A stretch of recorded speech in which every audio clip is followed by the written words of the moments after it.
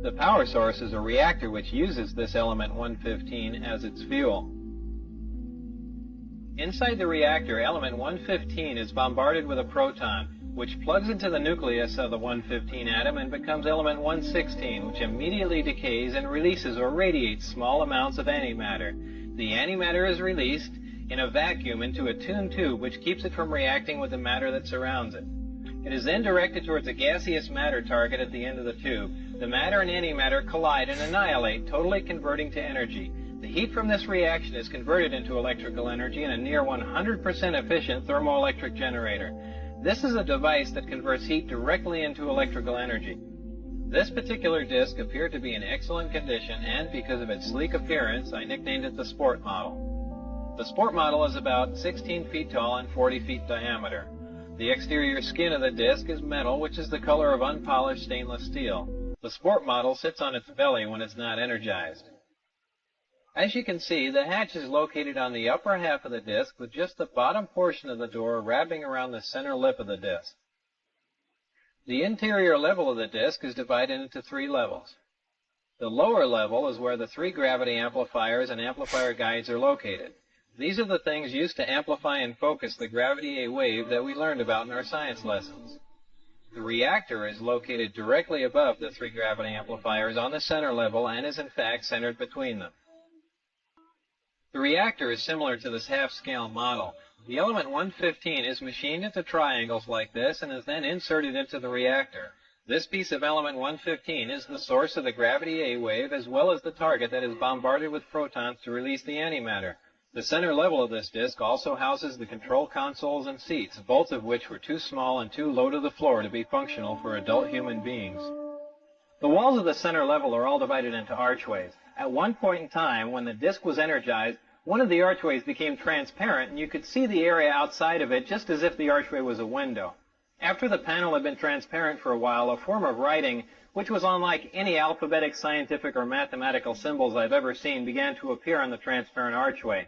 I was never given access to the upper level of the disc, so I can't enlighten you as to what the porthole-like areas are, other than I can assure you that they're not portholes. The S4 installation is built into the mountain and the 9 hangar doors are angled at about 60 degrees. These doors are covered with a sand-textured coating to blend in with the side of the mountain and the desert floor. My ID badge had a white background with 1 light blue and 1 dark blue diagonal stripe in the upper left-hand corner. At the bottom of the badge there were letters and numbers designating various areas including S4. The hangar was equipped with typical tools and extensive electronic equipment.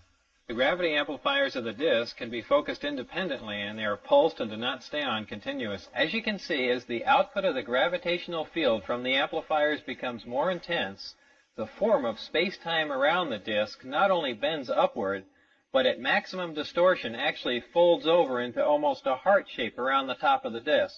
The program out at Area S4 consisted of 3 projects: Project Galileo, Project Sidekick, and Project Looking Glass. Project Sidekick dealt with a beam weapon that had a neutron source and was focused by a gravity lens. Project Looking Glass dealt with the physics of seeing back in time. I would randomly be taken into a small room which contained a table, a chair, and 120 or so briefings in blue folders. These briefings contained a wide spectrum of information, mostly relating to aliens and alien technology. This technology that you've learned about thus far was brought here by some alien beings from the Zeta Reticuli 1 and 2 star system. These stars are located in the constellation of Reticulum, which can only be seen from the southern hemisphere. Zeta Reticuli is a binary star system, which means it has 2 stars, and is located approximately 30 light-years from Earth.